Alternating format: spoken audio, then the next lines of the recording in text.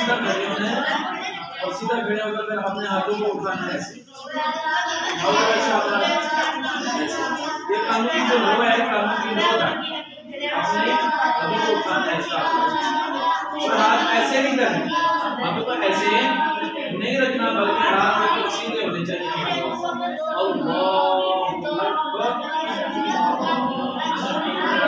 अब ये जो नाव है, नाव के नीचे हमने अपने हाथों को क्या कर लिया, बांध लिया। आ रही है मुझे? अब ये जब हाथ बांध लिए, अब हमने रुकू करना है, तस्बीहात पढ़ना है। अब हमने रुकू ऐसे और रुकू करो।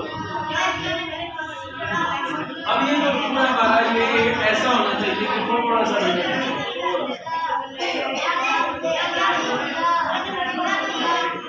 बिल्कुल ठीक है। थोड़ा सा बेटा अपने साथ ये हमारा क्या हो गया बेटा प्ले, ये हमारा रुकू हो गया। रुकू हमारा दुरुस्त होना चाहिए, सही होगा। हर चीज अब अपनी अदा पर होगी तो उसका मजे की है, ठीक है। अब हमने क्या करना है, सजदे में जाना है। तो सजदे का तरीका क्या है, जरा जाएं आगे बताएं साहब।